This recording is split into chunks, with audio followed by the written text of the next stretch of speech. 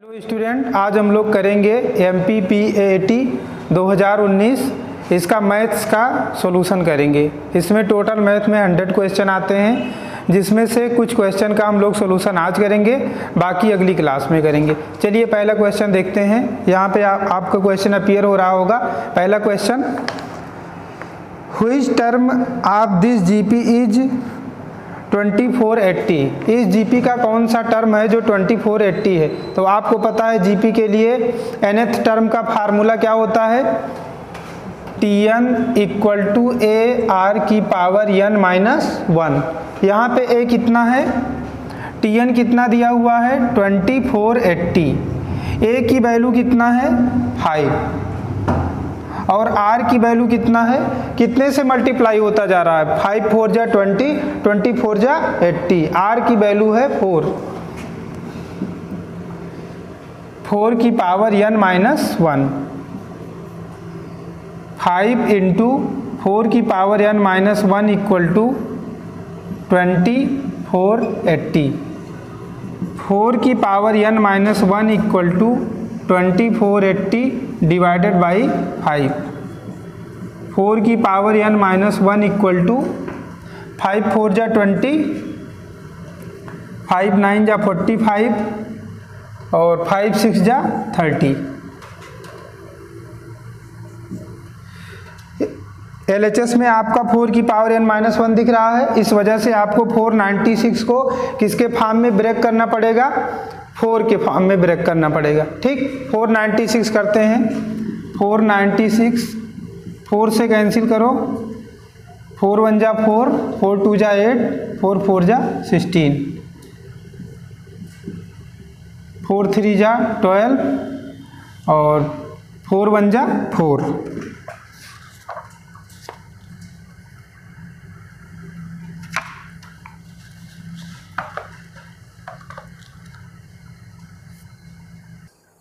देखो बच्चों, एक मिस्टेक हो गया। यहाँ पे क्या होगा? 0 भी होगा, तो 4096 आएगा यहाँ पे।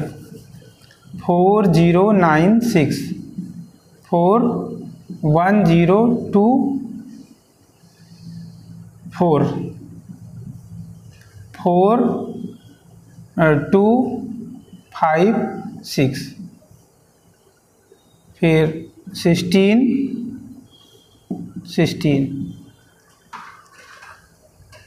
तो ये कितना हो जाएगा? 4 की power n minus 1 equal to 4 square into 4 square into 4 square. This implies 4 की power n minus 1 equal to 4 की पावर, बेस सेम हो तो पावर क्या होती है बच्चों? ऐड हो जाती है, 6। This implies n minus 1 equal to 6, n equal to 7। Answer GP का कौन सा टर्म 7 है? कौन सा टर्म 4020480 है? 7th टर्म है। B ऑप्शन आपका करेक्ट है। देख लीजिए सॉल्यूशन ध्यान से। चलिए अगला क्वेश्चन करते हैं students. Equation of the tangent to the circle x square plus y square equal to 5 at the point 1, -2। इसका फार्मूला क्या होता है? Circle x square plus y square बराबर a स्क्वायर के पॉइंट x1 y1 पर tangent की equation क्या होती है? टेंजेंट की equation x x1 plus y y1 बराबर a square. x x1 plus y y1 equal to a square. जो हमें क्वेश्चन दिया है उसमें a स्क्वायर की वैल्यू कितना है? 5। x1 की वैल्यू कितना है? 1 और y1 की वैल्यू कितना है? -2। सारी वैल्यू यहाँ रख दीजिए, तुरंत आंसर आ जाएगा। x1 plus y -2 equal to a square कितना है? 5। तो x -2y equal to 5। x -2y -5 equal to 0। This is your answer. ठीक, सॉल्यूशन देख लीजिए सेकंड क्वेश्चन का।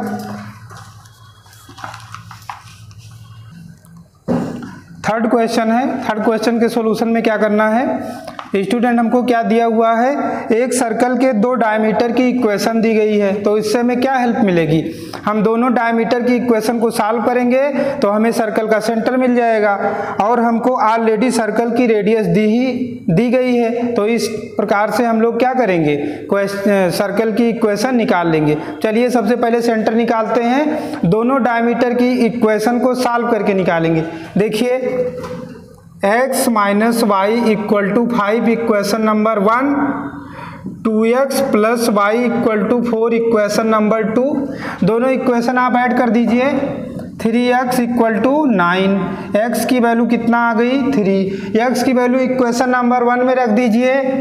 3 minus y equal to 5, y की वैल्यू हो गई 5 minus 3 minus y equal to 2, y equal to minus 2। अब सर्कल की equation कितना हो जाएगी, x माइनस x1 का whole square plus y minus y1 का whole square equal to r square. तो ये जो पॉइंट आया है सेंटर कितना हो जाएगा, सेंटर हो जाएगा 3 कॉमा माइनस 2। इक्वेशन क्या हो जाएगी, x माइनस x1 का होल स्क्वायर, x1 कितना है 3, x माइनस 3 का whole square plus y minus y1 का होल स्क्वायर, y1 कितना है -2 का whole square equal to r square. Radius कितना दिया हुआ है हमें 5 दिया हुआ है, 5 स्क्वायर। देखिए बिल्कुल इसी फॉर्म में आंसर दिया हुआ है, x माइनस 3 का whole square plus y plus 2 का होल स्क्वायर इक्वल टू 25। कौन सा ऑप्शन करेक्ट है, ध्यान से देख के बताइए कौन सा ऑप्शन करेक्ट है, फोर्थ ऑप्शन करेक्ट है, डी ऑप्शन। सॉल्यूशन देख लीजिए ध्यान से।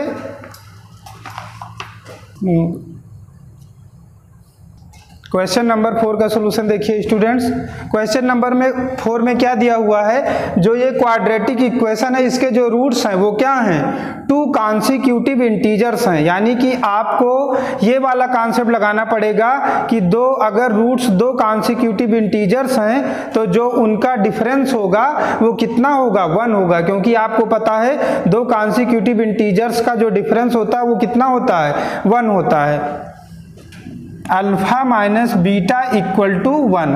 अब बताइए अल्फा माइनस बीटा को और आप क्या लिख सकते हैं, अल्फा प्लस बीटा का whole square minus 4 alpha beta पूरे का under root equal to 1।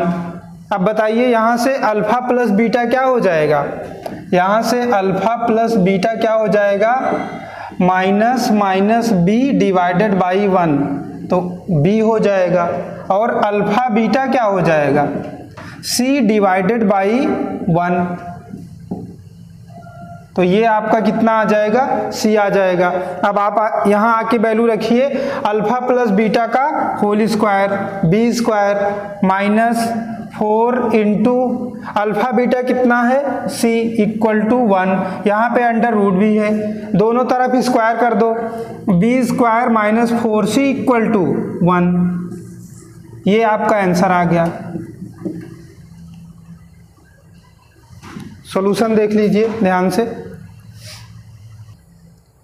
Question number 5 में हमको क्या करना है डियर स्टूडेंट, 2 पॉइंट ए और बी दिए हैं, उनको जो मिलाने वाली रेखा है उसकी कहाँ से डिस्टेंस पता करना है, 4, 2 से डिस्टेंस पता करना है। तो इसके लिए आपको क्या करना होगा, सबसे पहले आप लाइन ए बी की इक्वेशन निकालेंगे। चलिए लाइन ए बी की इक्वेशन देखिए ध्यान से, y minus y 1 equal to y2 minus y1 3 minus 1 divided by x2 minus x1 2 minus 4 x minus x1, y minus 1 equal to 2 upon minus 2 x minus 4, y minus 1 equal to minus 1 x minus 4, y minus 1 equal to minus x plus 4। x को इधर ले आओ, y को उधर, 1 को उधर ले जाओ, x plus y equal to 5। ये हो गई लाइन ए बी की इक्वेशन। अब P से इसकी डिस्टेंस निकालनी है तो परपेंडिकुलर डिस्टेंस का फार्मूला लगेगा। परपेंडिकुलर डिस्टेंस क्या होती है? ax1 plus by1 plus c upon under root a square plus b square. यहाँ पे लगा दीजिए फार्मूला 4 प्लस 2, ये 5 इधर जाएगा, -5 डिवाइडेड बाई अंडर रूट 1 का स्क्वायर प्लस 1 का स्क्वायर पूरे का मॉड, क्योंकि डिस्टेंस कभी निगेटिव नहीं होती है। 4 plus 2 6 -5 1 divided by root 2। Answer देख लीजिए क्वेश्चन नंबर 5 का सॉल्यूशन। क्वेश्चन नंबर 5 का सॉल्यूशन ये है।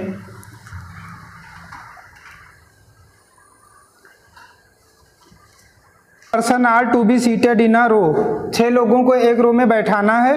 The probability that 2 particular person sit next to each other, हमें प्रोबेबिलिटी पता करना है कि 2 स्पेशल लोग हैं वो एक दूसरे के बगल में बैठने को पा जाएं, इस बात की हमें प्रोबेबिलिटी पता करना है। तो देखिए प्रोबेबिलिटी का जो सबसे फंडामेंटल फार्मूला होता है वो क्या होता है? Probability equal to NE divided by NS। NS क्या होता है? NS होता है टोटल नंबर ऑफ केस। बताइए 6 लोगों को बैठाने के कितने तरीके होते हैं? 6 फैक्टोरियल, ये हो गया 6 फैक्टोरियल। अब 6 लोगों में 2 लोग जिद कर रहे हैं कि हम बैठेंगे तो एक दूसरे के बगल बैठेंगे, तो उसके लिए आपको क्या करना होगा? हम इन दोनों लोगों को मान ले रहे हैं एक साथ और इसको बोल दे रहे हैं अल्फा। अब बताइए आपके तरफ से कितने लोग दिख रहे हैं? 1 2 3 4 5, तो 5 लोगों को एक रो में अरेंज करने के कितने तरीके हो जाएंगे? 5 फैक्टोरियल इनटू, ये दोनों लोग बगल बगल बैठाने इन दोनों लोगों को, लेकिन आपको ये बात पता होना चाहिए कि ये दोनों लोग भी तो आपस में अपनी जगह को बदल सकते हैं। वो कितने टाइप से बदल सकते हैं? 2 टाइप से, M3 यहाँ चला जाए, M4 यहाँ चला आए, और एक केस ये है 2 केस से बदल सकते हैं। तो यहाँ आप 2 से मल्टीप्लाई कर दीजिए। 5 factorial into 2 divided by 6 factorial को ब्रेक करो, 6 into 5 factorial, 5 factorial cancel, 2 divided by 6 1/3। Answer solution देख लीजिए स्टूडेंट्स इसका। Differential equation of family of all straight line passing through origin is, हमको ओरिजिन से पास होने वाली सभी स्ट्रेट लाइन के लिए क्या बनानी है? डिफरेंशियल इक्वेशन बनानी है। तो इसके लिए आपको सबसे पहले पता होना चाहिए ओरिजिन से पास होने वाली लाइन का इक्वेशन क्या होता है। ओरिजिन से पास होने वाली लाइन का इक्वेशन, अगर इसका आप स्लोप कितना हो? m हो, तो ओरिजिन से पास होने वाली लाइन का इक्वेशन क्या होता है? y equal to mx, equation number 1। अब आप बताइए जो ये इक्वेशन लिखी है इसमें कितने आर्बिट्री कांस्टेंट हैं? इसमें आपको आर्बिट्री कांस्टेंट सिर्फ एक नजर आ रहा है, वो आर्बिट्री कांस्टेंट क्या है? यम है। अगर आर्बिट्री कांस्टेंट यम है तो डिफरेंशियल इक्वेशन बनाने के लिए कितनी बार डिफरेंशिएट करना पड़ेगा? सिर्फ एक बार डिफरेंशिएट करना पड़ेगा। डिफरेंशिएट कर दो, dy by dx equal to m, और x का डिफरेंशिएशन 1, इक्वेशन नंबर 2। अब हम क्या करेंगे? इक्वेशन नंबर 2 से m की वैल्यू को ले जा करके इक्वेशन नंबर 1 में रख देंगे। रख दीजिए, 2 को किस में रखने जा रहे हैं? 1 में रखने जा रहे हैं। क्या आ जाएगा? y इक्वल टू m के प्लेस पे क्या रख देंगे? dy बाई dx, और बगल में क्या बचा हुआ है? x। यही आपका क्या हो गया? Answer.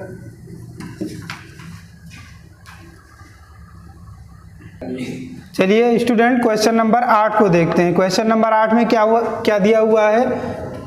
tan inverse 1 plus tan inverse 2 plus tan inverse 3। tan inverse 1 plus tan inverse, यहाँ पे ध्यान से देखिए क्या लग जाएगा formula?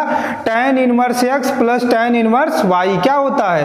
tan inverse x plus y divided by 1 minus x into y।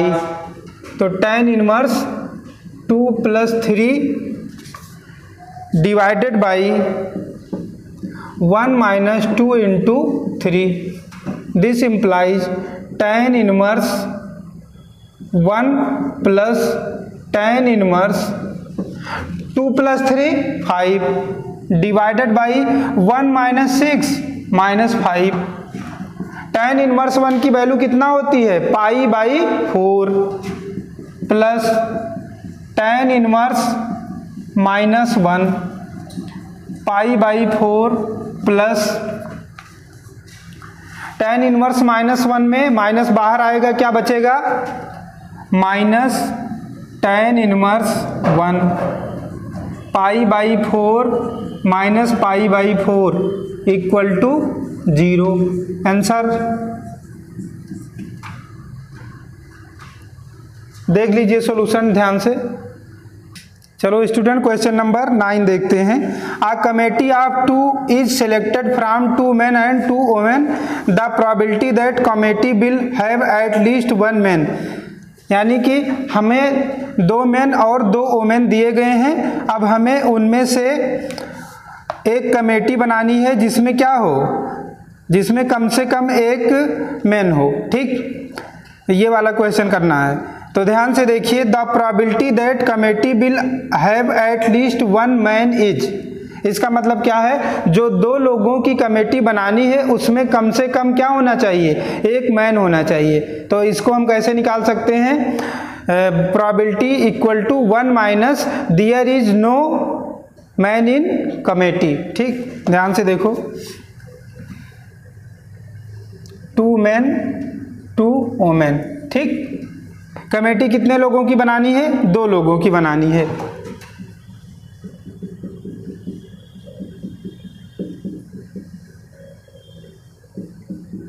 Committee में क्या कंडीशन लगाई गई है, committee will have at least 1 man, at least 1 man. तो इसको आप कैसे निकाल सकते हैं, 1 minus there is no man in committee. ठीक, equal to 1 minus there is no man in committee. इसकी प्रोबेबिलिटी कैसे निकालोगे, बताओ। टोटल कितने पर्सन्स हैं, 4 पर्सन्स हैं। कितने लोगों की कमेटी बनानी है, 2 लोगों की बनानी है। तो यहाँ पे क्या हो जाएगा 4C2। और जो कमेटी होनी चाहिए उसमें कितने, there is no man in committee, इसका मतलब कमेटी में कोई भी मैन नहीं होना चाहिए।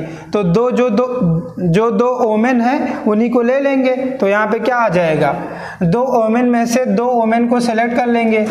तो 1 माइनस 1 डिवाइडेड बाई 4C2 की वैल्यू कैलकुलेट करो, कितना आएगा 4 इंटू 3 डिवाइडेड बाई 2 इंटू 1 6 आएगा। 1 माइनस 1 बाई 6 5 बाई 6 आंसर। ये है क्वेश्चन स्टूडेंट, देख लीजिए। क्वेश्चन नंबर 10 देखिए student, radius of the circle which touches the X axis whose centre is 3,4। एक सर्कल है जिसका सेंटर क्या है 3,4 और किस एक्सिस को टच कर रहा है, एक्स एक्सिस को। सबसे पहले डायग्राम बनाओ तब क्वेश्चन अच्छे से सॉल्व हो जाएगा। ये रहा आपका एक्स एक्सिस और सेंटर क्या दिया हुआ है 3,4। तो आपको पता है ये जो डिस्टेंस होगी, मान लीजिए यहाँ पे कहीं वाई एक्सिस है तो ये ओरिजिन है, तो ये वाली डिस्टेंस कितना हो जाएगी 3 और ये वाली डिस्टेंस कितना हो जाएगी 4। अब आप ध्यान से देखेंगे तो यही डिस्टेंस तो रेडियस का काम कर रही है। आंसर आ गया, रेडियस कितना आई 4। ठीक, सॉल्यूशन देख लीजिए। क्वेश्चन नंबर 11 देखिए स्टूडेंट, इसमें एक फंक्शन दिया हुआ है। फंक्शन की वैल्यू क्या है, f(x) equal to ax plus b. आपको पता होगा f(x) को क्या भी लिख सकते हैं, y भी लिख सकते हैं, y equal to ax plus b. This is the main equation, ये मेन इक्वेशन है। अब बताइए ये फंक्शन किसको किसको सेटिस्फाई कर रहा है, 1 1 को कर रहा है, 2 3 को कर रहा है, 3 5 को कर रहा है, 4 7 को कर रहा है। ठीक, तो ये 1 1 को सेटिस्फाई कर रहा है। तो 1 कामा 1 इसमें रख दो, 1 equal to a plus b, इसको मान लो इक्वेशन नंबर 1। इसके बाद ये किसको और सेटिस्फाई कर रहा है, 2 कामा 3 को भी कर रहा है, तो x के प्लेस पे रख दो 2a प्लस बी और y के प्लेस पे क्या रख देंगे 3, इक्वेशन नंबर 2।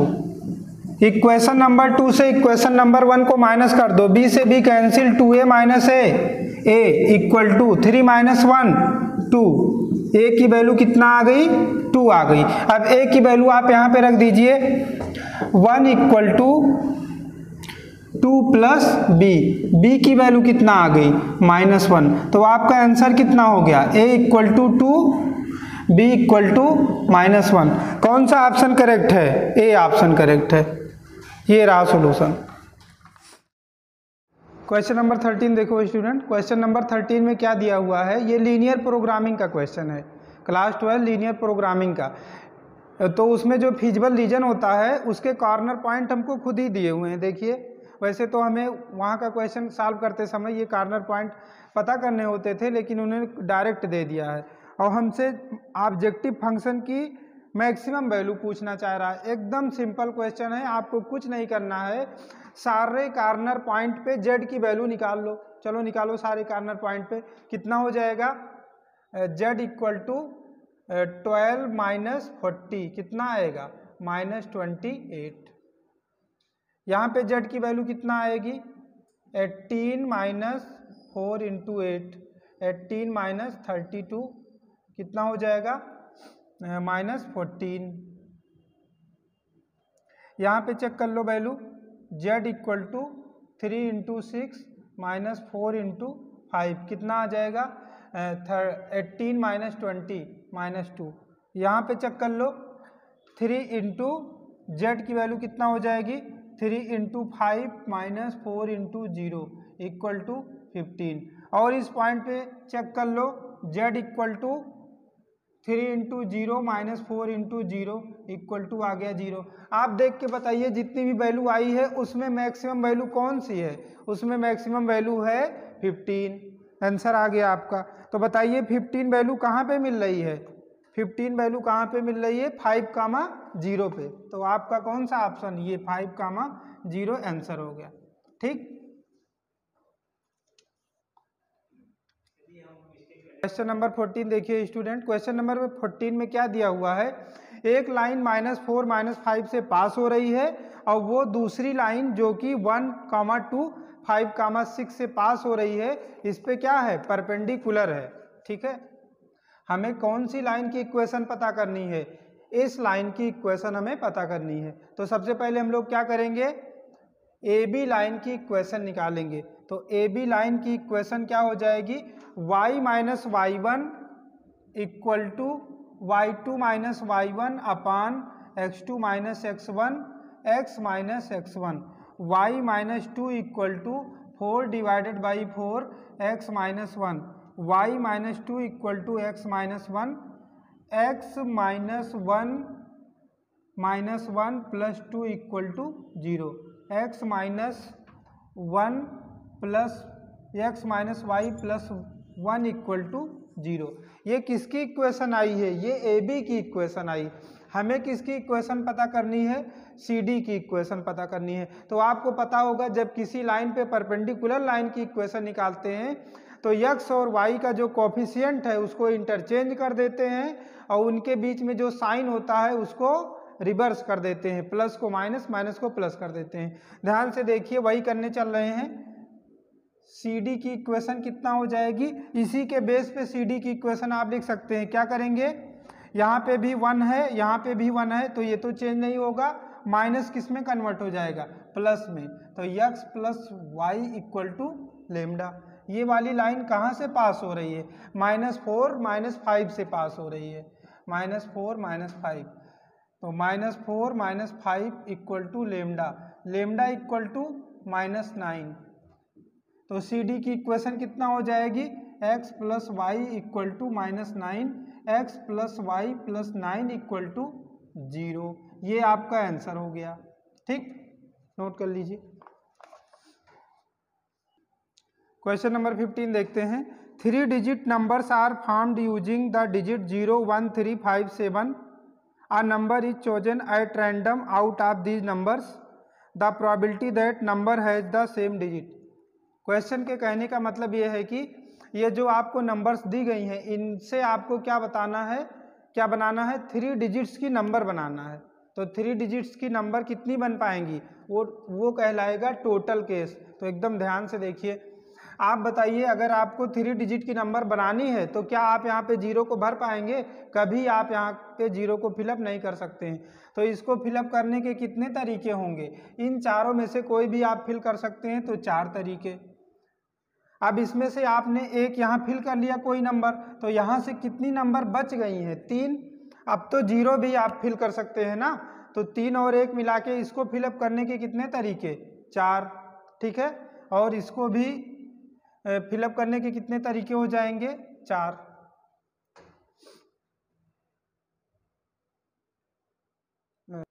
देखिए स्टूडेंट, इसमें एक मिस्टेक हो रहा है। क्वेश्चन में कहीं ये नहीं लिखा हुआ है कि रिपीटेशन इज नॉट अलाउड, मतलब आप रिपीट कर सकते हैं। तो इस वजह से यहाँ पे क्या होगा, यहाँ पे आपका 5 होगा और यहाँ पे भी 5 होगा। मैं फिर से समझा रहा हूँ 5 5 क्यों हो जाएगा। 3 डिजिट की नंबर बनानी है आपको, तो आप यहाँ पे जीरो नहीं फिल कर सकते हैं। इन चारों में से कोई नंबर आपने यहाँ पे फिल कर लिया। अब इन चारों में से जब आपने एक नंबर फिल कर लिया तो यहाँ पे तो जीरो आप फिल ही कर सकते हैं ना, तो इसको फिलअप करने के कितने तरीके हैं? 5 तरीके हैं। और इसको भी फिलअप करने के कितने तरीके हैं? 5 तरीके हैं। तो आपका कितना हो जाएगा टोटल केस? 4 × 5 × 5 कितना आ जाएगा? 5 5 जा 25, 4 जा 100। अब हमें किस बात की प्रोबेबिलिटी बतानी है? हमें प्रोबेबिलिटी बतानी है कि नंबर हैव सेम डिजिट्स। तो नंबर है सेम डिजिट्स में क्या क्या हो सकता है? हर जगह आपका 1 1 1 भी हो सकता है, हर जगह आपका 3 3 3 भी हो सकता है, हर जगह आपका 5 5 5 भी हो सकता है, हर जगह आपका 7 7 7 भी हो सकता है। तो बताइए टोटल केस कितने हैं? टोटल 4 केस हैं, ठीक। टोटल 4 केस ऐसे हैं जिसमें सभी डिजिट सेम है और टोटल नंबर आप केस कितने हैं? 100 हैं। बस आंसर आ गया। प्रोबेबिलिटी की जो फंडामेंटल थ्योरम है वो क्या बोलती है? Probability equal to NE upon NS। NE का मतलब डिजायर्ड केस जो हम चाहते थे कितने हैं? 4। NS का मतलब टोटल नंबर आप केस कितने हैं? 100। 1/25 आंसर, ठीक। ये देख लीजिए solution.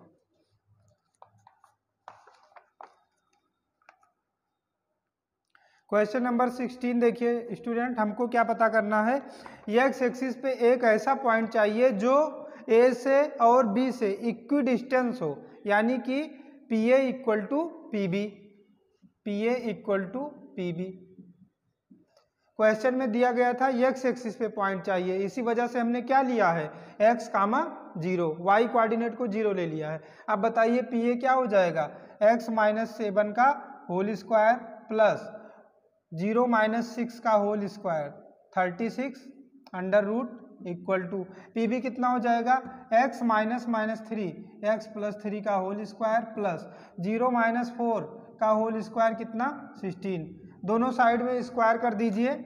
x square plus 49 minus 14x plus 36 equal to x square plus 9 plus 6x plus 16। x square cancel, minus 14x minus 6x equal to 9 plus 16 25 minus 49 minus 36 minus 14x equal to 25 minus ये दोनों add हो जाएगा 9 + 6 15 4 3 7 1 8। तो minus 14x equal to 25 minus 85 minus 60 x equal to minus 60/-14 30/7।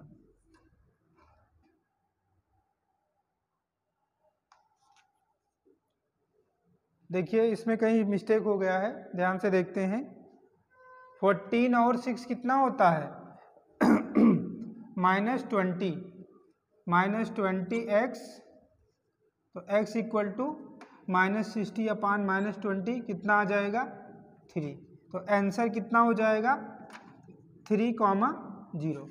Point क्या हो जाएगा x axis पे 3,0, जिससे दोनों पॉइंट इक्वल डिस्टेंस पे होंगे। ठीक, नोट कर लीजिए। ठीक, चलिए स्टूडेंट क्वेश्चन नंबर 17 देखते हैं। क्वेश्चन नंबर 17 में क्या बोला है, प्लेन बिस्कुट का दाम कितना है 6 रुपये है, और प्लेन चॉकलेट का दाम कितना है, चॉकलेट का दाम कितना है 9 रुपये है। ठीक है ना, एक पैकेट का दाम दिया हुआ है। प्लेन बिस्कुट का जो पैकेट है वो कम से कम 3 पैकेट जरूर खरीद के ले जाना है। ठीक है ना, कम से कम 3 पैकेट ले जाना है। और चॉकलेट का पैकेट कितना ले जाना है, कम से कम 4 ले जाना है।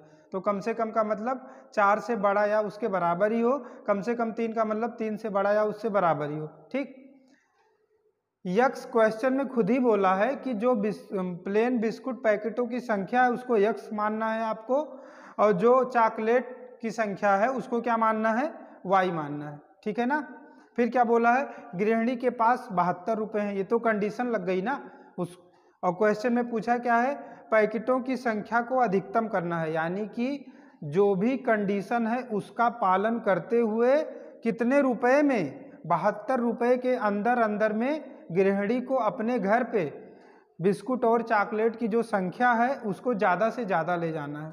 ठीक है ना, अब इसी के लिए हमको क्या बनाना है, इनइक्वालिटी बनाना है। ठीक है, और ऑब्जेक्टिव फंक्शन बनाना है। ठीक है ना, तो ध्यान से देखिए, प्लेन बिस्कुट की संख्या कितने से ज़्यादा होना चाहिए, 3 से। तो पहला क्या हो जाएगा, x greater than or equal to 3। Chocolate biscuit पैकेटों की संख्या कितना होना चाहिए, 4 से बड़ा या उसके बराबर।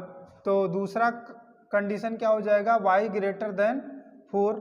ठीक, अब क्या बोला है, गृहिणी के पास कितने रुपए हैं, 72 रुपये हैं। बताइए, अगर आपके पास 72 रुपये हैं तो आप ज़्यादा से ज़्यादा 72 रुपये ही तो खर्च कर सकते हैं, या उससे कम खर्च करेंगे, कभी भी उससे ज़्यादा नहीं खर्च कर सकते हैं। ठीक है ना, अब देखो प्लेन बिस्कुट का कीमत कितना है 6 रुपया, और कितना पैकेट खरीदा हुआ है x, तो ये कितना हो जाएगा 6x। चॉकलेट का दाम कितना है 9 रुपया, कितना खरीदा हुआ है y, तो 9i। ये हो गया दाम। ठीक है ना, अब ये जो आपने खरीदारी की है कितने रुपए के अंदर की है, 72 रुपये के अंदर की है, तो less than or equal to 72। Objective function क्या हो जाएगा, ऑब्जेक्टिव फंक्शन का मतलब क्या होता है, जिसको अधिकतम या न्यूनतम करना है। ठीक है ना, जिसको अधिकतम या न्यूनतम करना है। तो बताइए किसको अधिकतम करना है, पैकेटों की संख्या को अधिकतम करना है। तो बताइए बिस्कुट के पैकेट की संख्या क्या है x, और चॉकलेट के पैकेट की संख्या क्या है y। तो टोटल पैकेटों की संख्या क्या हो जाएगी x प्लस y। ये चारों इनइक्वालिटी जिस ऑप्शन में दिखे वही आपका करेक्ट है। तो आप ध्यान पूर्वक देखेंगे तो आपको दिखेगा कि ऑप्शन नंबर जो 4 है आपका वो सही है। ठीक है ना, ऑप्शन नंबर 4 सही है। ठीक है, ये रहा सॉल्यूशन। क्वेश्चन नंबर 19 देखिए स्टूडेंट, क्या किसकी वैल्यू कैलकुलेट करनी है, एक सीरीज दी हुई है 2 cube plus 4 cube plus 6 cube dash dash dash 20 cube. तो आप यहाँ से 2 क्यूब कॉमन कर लो, क्या बचेगा 1 cube plus 2 cube plus 3 cube dash dash dash 10 cube. 8 into ये वाला फार्मूला लगा दो, जब n तक जाता है तो कितना आता है n/2 n प्लस 1 का होल स्क्वायर। ये वाला सीरीज कहाँ तक गया है 10 तक गया है, तो क्या हो जाएगा 10/2 10 प्लस 1 का होल स्क्वायर, 10/2 10 प्लस 1 का whole square. 8 into 100 into 10 plus 1 11 का whole square 121 divided by 4। 2 into 120 100 242 00। Answer देखिए student, question number 20, in triangle ABC which of the following relation is not true. हमसे पूछा है कौन सा रिलेशन ट्रू नहीं है, ये नहीं पूछा है कि कौन सा ट्रू है, कौन सा ट्रू नहीं है। तो ध्यान से देखो आप, इस ट्रायंगल में क्या हो जाएगा, AB वेक्टर, इसका मतलब है A से B गए plus BC vector plus CA vector equal to कितना आएगा, ध्यान से देखो, AB वेक्टर का मतलब क्या हुआ, A से B, BC वेक्टर का मतलब B से C, CA वेक्टर का मतलब C से A, यानी कि आप जहां से चले थे वहीं पे चले आए। इसका मतलब आपका डिस्प्लेसमेंट कितना हुआ, 0 हुआ, तो ये रिजल्ट क्या हो जाएगा, 0 वेक्टर। तो एक तो ये करेक्ट हो गया। उस हिसाब से देखिए आपका ऑप्शन नंबर 2 करेक्ट है, लेकिन हमसे पूछा है कौन सा करेक्ट नहीं है, अभी ध्यान देते रहना। क्वेश्चन नंबर ऑप्शन नंबर 2 जो है, ऑप्शन नंबर 2 ये आपका करेक्ट निकल गया। चलो अब हम लोग ऑप्शन नंबर 1 को चेक कर रहे हैं। AB vector minus CB vector plus CA vector equal to 0। AB vector देखिए, माइनस CB वेक्टर को जब आप BC वेक्टर बनाएंगे तो ये माइनस हट जाएगा, तो AB vector plus BC vector plus CA vector equal to 0। ये जो आपका ऑप्शन नंबर 2 दिया हुआ था, ये ऑप्शन नंबर 1 जो आपका दिया हुआ है, ये ऑप्शन नंबर 2 से मैच कर गया, इसका मतलब ये भी सही है। इसके बाद देखिए option number 3, AB vector plus BC vector minus AC vector equal to 0। ध्यान दो, AB vector plus BC vector, अगर आप यहां से माइनस हटाएंगे तो ये क्या बन जाएगा, CA वेक्टर। ठीक, ये ऑप्शन भी करेक्ट हो गया। तो अब तो एकदम सिंपल हो गया, अगर 3 ऑप्शन करेक्ट निकल गए तो जो बच रहा है वो आपका नॉन करेक्ट हो गया। तो कौन सा ऑप्शन नॉन करेक्ट हो जाएगा, 4th ऑप्शन। जो 4th ऑप्शन है ये क्या है, इनकरेक्ट है। ठीक है ना, वेक्टर पे बेस्ड था। चलिए स्टूडेंट, क्वेश्चन नंबर 21 देखते हैं। तो क्वेश्चन नंबर 21 आप खुद ही कर लेंगे, क्योंकि इसके पहले मैंने लीनियर प्रोग्रामिंग का 2 क्वेश्चन करवाया। तो ध्यान से पढ़िए, objective function of a linear programming problem is, इसका मतलब है एक रैखिक प्रोग्रामन समस्या का उद्देश्य फलन है। बताइए लीनियर प्रोग्रामिंग जो चैप्टर है वो किस लिए बनाया गया है, किसी फंक्शन की वैल्यू को मैक्सिमम करने के लिए या फिर मिनिमम करने के लिए। अगर किसी भी फंक्शन की वैल्यू को आपको मैक्सिमम करना है या फिर मिनिमम करना है तो लीनियर प्रोग्रामिंग का यूज करते हैं। तो इस हिसाब से ऑप्शन ए क्या है, आप फंक्शन टू बी ऑप्टिमाइज्ड, ये आपका ऑप्शन करेक्ट हो गया। ठीक है ना, ऑप्शन ए आपका करेक्ट हो गया। ऑप्टिमाइज करने का मतलब ये हुआ, जो कंडीशन दी गई है उसको फॉलो करते हुए किसी फंक्शन को मैक्सिमम कर देना या मिनिमम कर देना। जैसा कि आपने अभी 2-4 सवाल पहले देखा था, जो बिस्कुट और चॉकलेट वाला सवाल था, उसमें सभी कंडीशन को फॉलो करते हुए घर पे क्या ले जाना था, ज़्यादा से ज़्यादा पैकेट ले जाना था। तो इस वजह से इसमें क्या हो जाएगा, ऑप्शन ए करेक्ट हो जाएगा। ठीक है ना स्टूडेंट, आज की क्लास यहीं तक। और 2 क्वेश्चन छूट गए हैं पेपर सॉल्व करवाते समय, वो हम अगली क्लास में कर लेंगे। ठीक है ना, बाकी क्वेश्चन अगली क्लास में।